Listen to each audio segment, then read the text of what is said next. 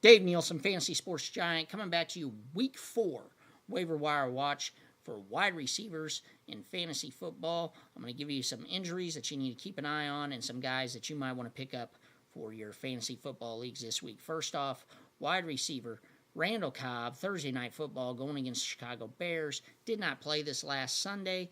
However, they believe he can go this Thursday night.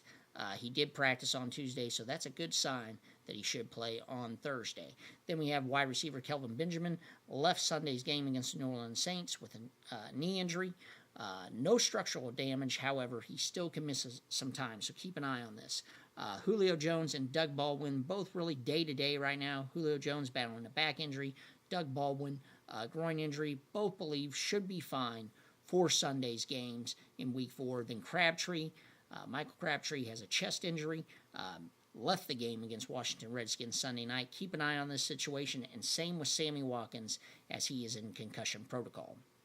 So here's some receivers you might want to look at. First off, Geronimo Allison. That's a heck of a name, Geronimo, as a wide receiver. I love it. Geronimo Allison for the Green Bay Packers had a big catch last week. Ended up with 122 yards and 6 receptions for the Green Bay Packers.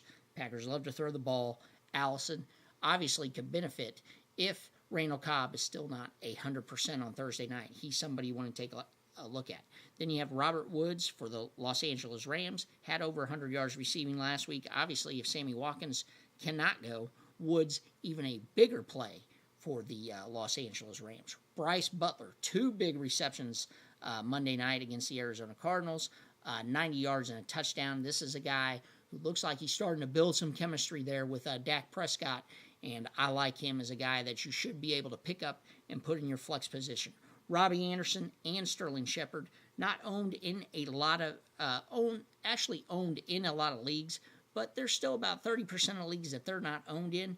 Pick these guys up. They should be decent flex options as well the rest of the way in fantasy football.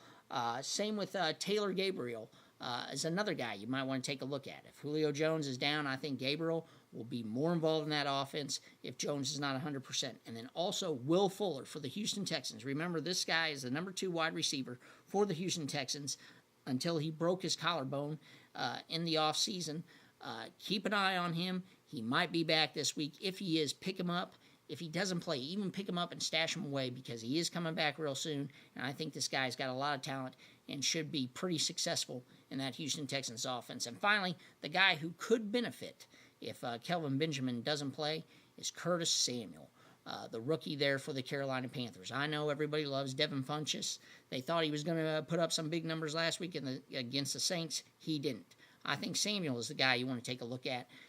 You should be able to get him in any league. Shouldn't be a problem. Curtis Samuel is a real sneaky pick. He's a dig deep type of wide receiver right now. This has been Dave Neilson, your Fantasy Sports Giant. Stay tuned for tight ends, and we'll see you very soon.